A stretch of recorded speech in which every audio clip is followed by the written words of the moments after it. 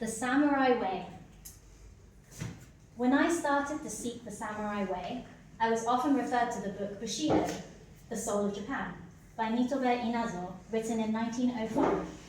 Bushido lays out the code of ethics for the samurai, describing them to be duty-bound, honorable, just, courageous, benevolent, and self-disciplined. All of these attributes aligned with the portrayals of samurai I had seen in the media, like in the Hollywood blockbuster, The Last Samurai, so I didn't question its authenticity. So it came as a surprise when I discovered that the term Bushido only came into use at the turn of the 20th century after the samurai had been abolished during the Meiji Restoration in 1876. The first time Bushido was recorded being used was in the context of international and intellectual debate, when a prominent Japanese journalist and politician offered it up as a direct comparison to English chivalry, or more specifically, the way of the gentleman. The opening lines of Bushido, originally written in English by Inazo, thus not intended for a Japanese audience after he had moved to America and married a Quaker, makes this comparison quite clear. He says, "Chivalry is a flower, no less indigenous to the soil of Japan than its emblem, the cherry blossom." In English history, gentleman of the bedchamber was an esteemed rank held by men of noble birth. It's an equivalent to lady-in-waiting for the king. They would accompany the king and protect him and accompany him to the bedchamber, and they would act as the king's loyal confidant. Gentlemen also referred to the landed gentry in medieval England, referring to all gentry and peers who would be expected to practice a code of chivalry. And these included virtues similar to those listed in Bushido, such as bravery, courtesy, honor, and gallantry. Whether the English gentry practiced chivalric code is another question, and it's pertinent to whether Japanese samurai actually upheld the ideals of Bushido. In England, 1381, there was the Peasants' Revolt. During this protest, a preacher named John Ball gave a stirring speech to the gathered crowd of rebels, and he said the famous line, "When Adam delved and Eve span, who was then the gentleman?" These peasants were questioning why there was such inequality based on inherited positions of power in England, why the well-bred and wealthy were allowed to tax them, the farmers, tradespeople, and ex-soldiers, or the common working people. We see the same kind of thing happening in feudal Japan, where commoners were disenfranchised by the ruling elite of samurai, whom they often criticized quietly as layabout officials living off a stipend handed down from the shogun. By the Edo period, which is like the 17th and 19th centuries, when that shogun, the Disney thing that just came out, so in the Edo period, a person could not become samurai by just being a good fighter. They had to either marry in or be born into a samurai class. And during the Edo period, there were a glut of samurai. There were too many, and they weren't fighting in battles. And yet they still had their birthright to slay a commoner if they caused them offense. These inalienable rights bred bitterness between different social strata of feudal Japan. This, combined with the rise of merchants who were getting more rich off trade with the Europeans, meant that the Bushido codes of honor were rarely practiced by samurai, if known to them at all. Our idealized view of samurai being duty-bound, deadly warriors is like a knight in shining armor rescuing a maiden. It's a trope. We have been perceiving samurai through a narrow lens enforced through the many repeated performances of samurai we have seen in the media, films, manga, anime, books, music, and art. It is not a surprise then that in the scant amount of media I have consumed on samurai, that the sword is always there as a symbol for them. In Samurai Champloo, the anime, which I love, which inflects old Japan with the aesthetics of hip-hop, the main character, Mugen, always carries a sword strapped to his back. And in the black comedy art house film, Ghost Dog, about an American gangster hitman who adheres to the samurai code of ethics from the 17th century writings of Hagakure, there is a scene where he's on a dilapidated rooftop practicing kata or forms with a samurai sword. So even if we don't know what the ethical code all samurai lived by through the ages, we can say that there are these following elements which swell together to make what we might call a samurai identity. One is martial arts training with weapons, not just the sword, so sword, spear, bow and arrow, and naginata. Another is calligraphy, or composing poems, and being acquainted with classical literature and philosophy. 3 is enacting duty to serve a master or a greater cause, such as honouring one's ancestors. And the final one is to fight valiantly or be perceived to have the warrior spirit, even if one is not fighting, by wearing 2 swords and performing the obligations and duties expected of a samurai. How these elements interact would depend on the era that they are in, but they've always been there. And what we should also be aware of in the portrayal of samurai, like in the book Bushido, is that there were other political forces at play, such as wanting to make Japan look like a civilized nation to the powerful Western world.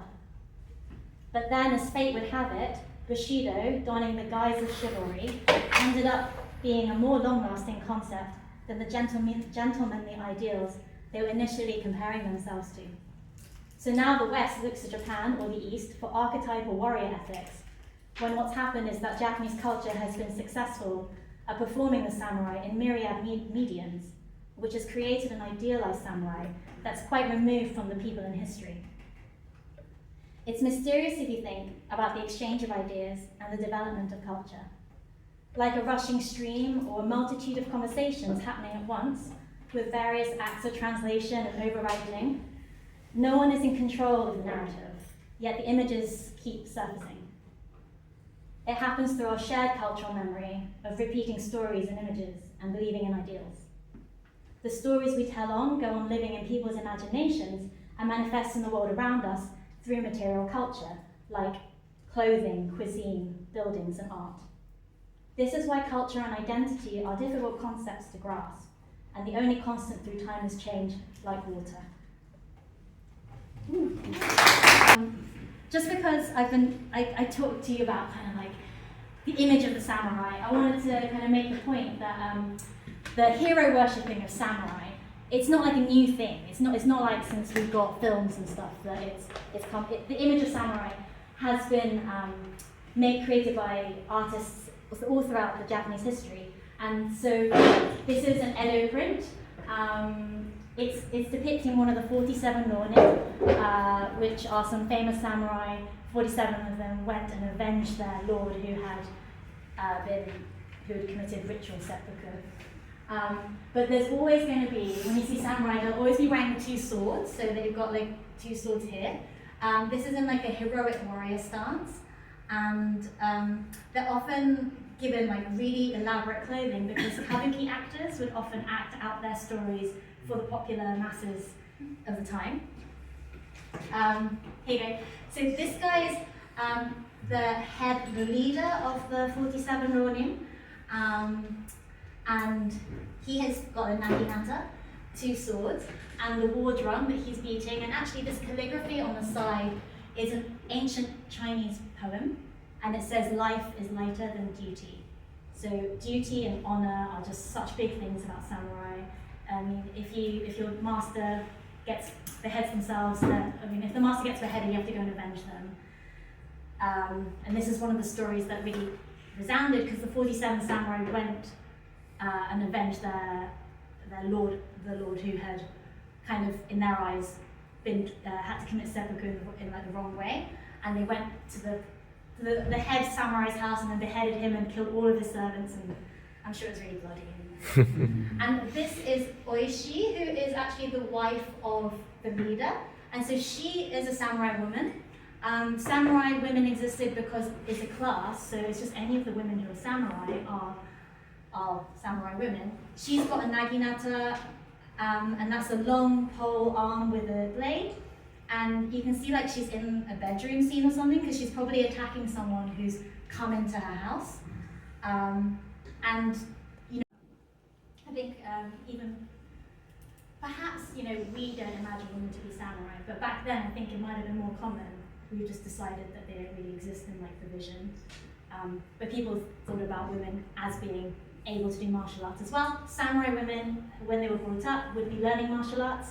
It might have been gendered in the sense that women were learning their own martial arts with specifically the naginata, but they would be expected to defend themselves, or if a castle came under attack and the husband was away, they would have to save the castle and be like the head leader.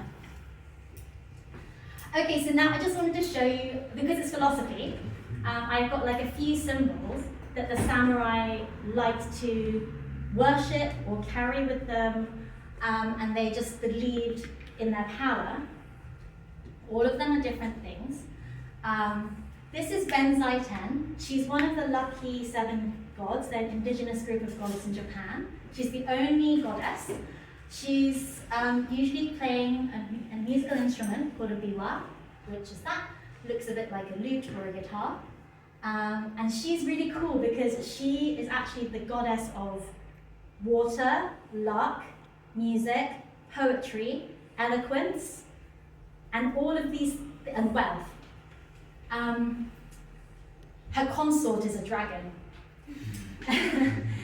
And so like when I started learning about Benzai Ten, I was like, what are these things connecting? Like, can anyone think of like how those, what I just said, like wealth, water, luck, prosperity, arts, poetry, eloquence. Do you know what connects all of those things?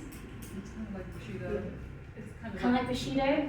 Yeah, but there's something more like kind of more obvious. It's not very Japanese. I mean, it can be anything. Flow? Flow, yes! She's the goddess of flow. So you need flow to act swiftly, or you need flow to be able to talk well, right? And not stutter and stuff. And so everybody needs flow to make work, to just, you know what I'm talking about. She's cool, and she also ends up, because she marries this dragon, the dragon comes and tries to like take over lots of land, and she's like, stop behaving so badly. And when the dragon sees Benzaiten, he falls in love with her, and then they get married, and then her and the dragon go away to Kamakura. This is why the dragon and her always are often seen together. Samurai worshipped her because of flow. They wanted to have that sort of flow in their life. Bishamonten. So this guy is very scary. He's called the god of the north as well, because the north cardinal direction in Japan, and maybe in China as well, symbolizes like evil spirits coming. So the most scary warrior would be at the north guarding it. He's often seen with a spear and a stupa, so he's meant to be a warrior scholar. So you can fight, and he's also Buddhist or like religious, you know. And so obviously he's ferocious. I wanted to also tell you that this is a tsuba of a samurai sword. So when you pull out the sword, this is like the, what do you call it? Handle? Scab, yeah? Yes, guard. The guard, Yeah. thank you, the guard. And this guard actually symbolizes Bishamonten. And that's because Bishamonten's messenger, from looking at the scabbard, can you guess what his messenger might be? And it's like a creature in the world. Fish. What? Is it a cat? A cat. No, but that would be nice. No, it doesn't. It's not a cat. Turtle. Turtle. Love it. No. That's But- one. Crocodile. What? Crocodile. Crocodile? No, but snake? Close to snake, you know, and it's weird. It's An weird. eel. Lizard. Lizard, no, and it's kind of close, and it's not an eel, and it's actually an insect. Oh. Grasshopper. Caterpillar. Not a caterpillar, kind of Centipede. centipede. Oh. So Oh, you can see it. it's weird, isn't it? Like the grossest thing. So they're called mukade in Japan, and so his messenger was a centipede because, I mean, I read so many things, and it's probably because they're covered in armor, they've got many legs, and they look like they move fast and they're ferocious. One of the symbols was like the centipede can't go backwards, but actually that's not true. So I don't know. There's imagery of centipedes wrapping around mountains. Maybe they believe centipedes were bigger. But so this you see is like a centipede around. Yes, do you get this? So, like on the topic of talisman, you know, a lot of the time talisman were using symbols from bigger ideas and incorporating them into designs. And I guess the person who would have had this samurai sword tsuba would have thought, I'm channeling Bishamonten when I'm fighting because I've got the centipede with me. Very cool. It's this. Okay, so fudomyo and kurikara. So these are actually the same things, but they're depicted in different ways. That makes sense. Fudomyo is this guy. He's seen as like this unmovable king. He's very ferocious, covered in flames.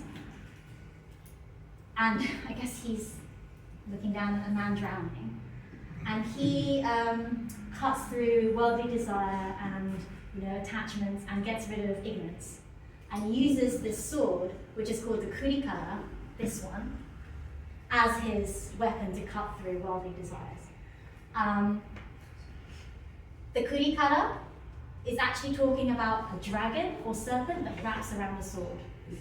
And that symbol is the most common engraving on samurai swords that you'll see in history, or even today when people make new samurai swords. And yeah, it's a powerful symbol. They were saying, I can just cut through everything. Like, there's nothing holding me back, I guess. And this was like a protection symbol. So if you had this symbol on your side, you would think, I'm protected, I'm invincible. And then this is the final one, maybe my favorite one, Marishten. So Marishten is the goddess of light. And she appears in two guises. One is multi-faced, multi-armed with loads of weapons, riding on the back of a wild boar, charging into battle, so she's ferocious. But the other side is that she is sitting serene on a lotus flower, engulfed in light. So this shows that, a symbol doesn't have to be one thing, it can actually have many faces. Marishten sometimes also gets represented as a man. Quite a lot of Japanese deities will get represented as men or women. They're kind of gender fluid, depending on the context. So the cool thing about Marishten is that because she is the goddess of light, she actually creates heat hazes and mirages because it's so bright and creates a cloak of invisibility for people who wear her. So samurai, when they went into battle, would have her image on a piece of paper and they would slot it into their clothes, or archers would wear like a necklace with her engraved. And it's kind of like the opposite of what you think is obvious, because you think light, like brightness, would bring clarity, but actually a light that's too strong, like looking into the sun or looking at a mirage, it makes the thing disappear. So there's something quite magical about Marishten that samurai like to invoke, but she was specifically used by ninja for stealth and espionage, which is really cool. And I think I'd like to leave it on that because stealth is not a thing, it's not a power that I want to use, but actually for strategy and things, like holding your cards close to your heart might actually be a smart move when you want something done. And actually, another lesson maybe from Marishten is that the most obvious things are right in front of you, and you can't see them. So there's so much going on with all these symbols, and it might also inspire you guys to think of what symbols do you want on your side.